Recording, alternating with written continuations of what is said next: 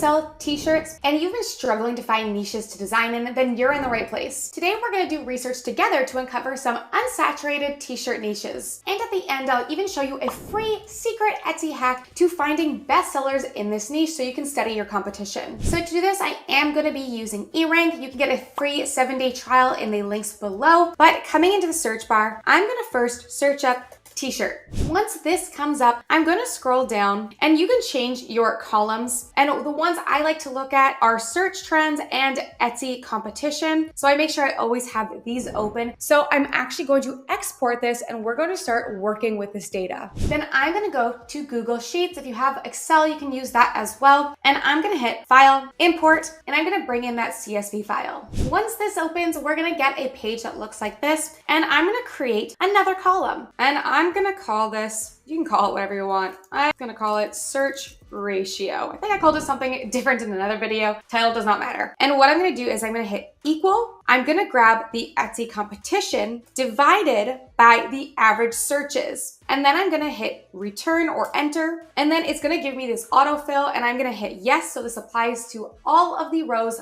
underneath. And now we have how much competition there is per Etsy search. And some of these are extremely high. We can see woman's t-shirt. There is 4,000 people competing for this keyword for every single search. And now I want to bring down this list to be a little bit more readable. So what I'm going to do is I'm going to select everything. I'm going to go to data. I'm going to hit filter views and create a new filter view. And then under search ratio, I'm going to see this little upside down pyramid. I'm going to click this and then I'm going to hit filter by condition. And then I'm going to put in is less than, and then here you can play with how high you want this ratio. Shirts are a little bit more saturated. There's a lot of people designing for shirts. So I'm gonna start with 15 and see how many that gives me. So coming into here, now we're going to see all the search terms that have a lot less competition per search. And scrolling down, one thing I am noticing, quite a lot of this is in shirts because they are copyrighted. So I would not be doing this. The reason they don't have that much competition is because they're being flagged and taken down and the stores are probably being shut down. So if it has to do with a brand, do not use this keyword. But ones that I'm finding that we can be doing, we have chestnut shirt, we have rosary t-shirt. That is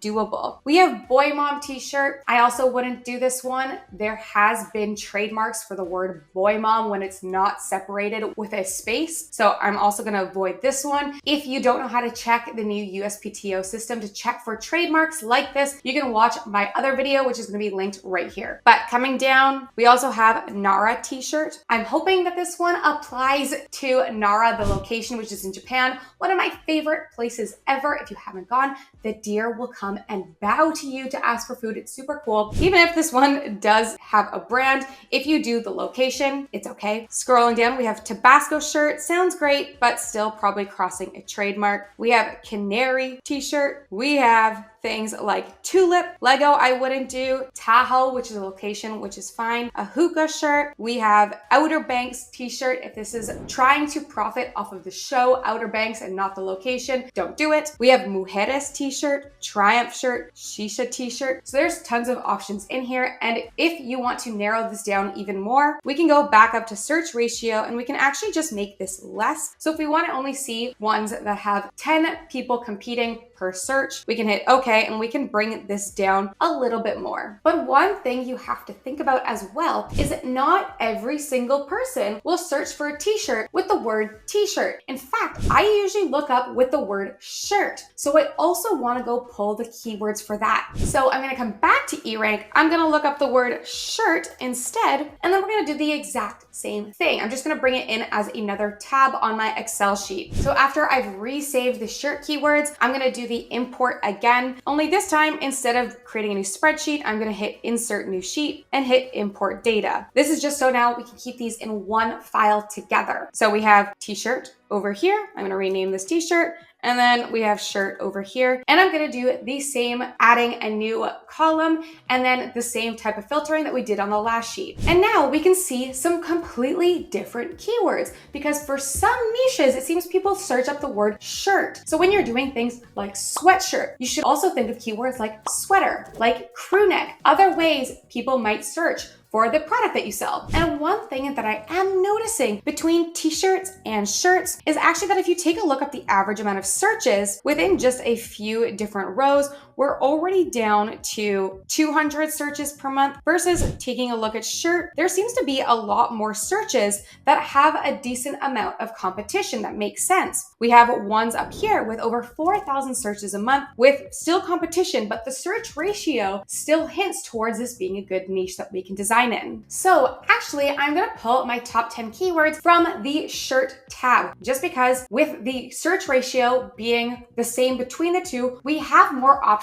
with more searches underneath the shirt tab. So some that I would try to design for, we have mushroom shirt, strawberry shirt, doula shirt, airbrush shirt. Airbrush shirt has become extremely popular, especially recently that I've noticed. Capybara shirt, thank you TikTok for getting that capybara song stuck in my head forever. I have made sales in this capybara niche before. Then we have bourbon shirt, we have manatee shirt, we have beekeeping shirt, microbiology shirt, Evangelion shirt, not sure if I said that right. And scrolling down, you can find even more and get to even some of these smaller niches if you are a newer store. But I do recommend doing this next step to first make sure this niche even sells, because there are certain niches that I've noticed in here, like doula shirt, that a lot of people have been trying, but it actually doesn't sell that well. It seems a lot of people search it, but there's not a lot of purchases for it. So let me show you how I do some competitive research first to make sure people are actually buying before I spend my time designing in this. So the quickest way that I do that is coming into Etsy itself and pasting in the keyword. So I'm gonna try this strawberry shirt one, sounds like a fun niche to design for, and I'm going to search this up, and we're gonna see a bunch of strawberry shirts, but this does not mean that they're selling. So we actually wanna look to make sure there's best sellers and people making sales within this niche. If you want to do this for free, the best way to do this without having to pay for a tool is going to all filters. We're actually gonna hit on star seller, but what we're gonna do, and this is a secret little Etsy hack to finding best sellers, is in the URL, you're gonna see and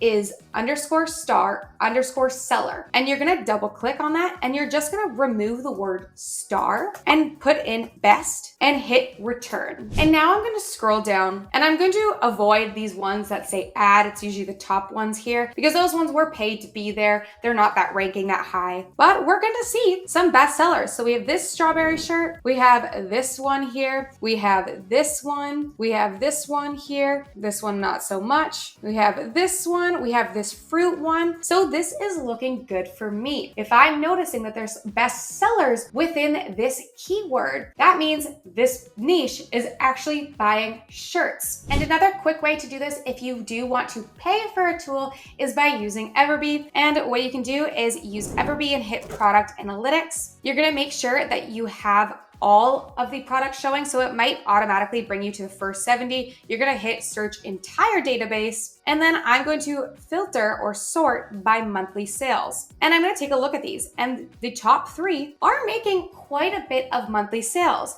and they are strawberry shirts. So this is a good sign for me that these are actually selling. I have seen niches out there that while they do have a great search ratio and are still searched, for some reason they just don't sell that much. There are no best sellers in that niche, and if I use Everbee, there's not many people making monthly sales with them, because for some reason this niche is searching but just not buying. Perhaps they're finding elsewhere to buy than Etsy. Doing this extra research will also help you understand what type of designs this niche is buying. Because if you can't match up with the top sellers or make a design that's better or slightly different, then it's gonna be hard to compete. You want to know what your niche likes to buy so that you can make your own variation of it. Not copying, not stealing, making it better, and understanding what type of designs, what type of fonts are doing really well for these best-selling designs. If no text is doing really well in this niche, like this strawberry one, then maybe you make your own version of that. If only funny text shirts are selling within this niche, make your own funny text shirt. If you don't want to use paid tools to do any research, you can check out my video here, which is how I do free Etsy research without having to pay for tools. And that'll be linked up next. Thank you guys, and I'll see you next week.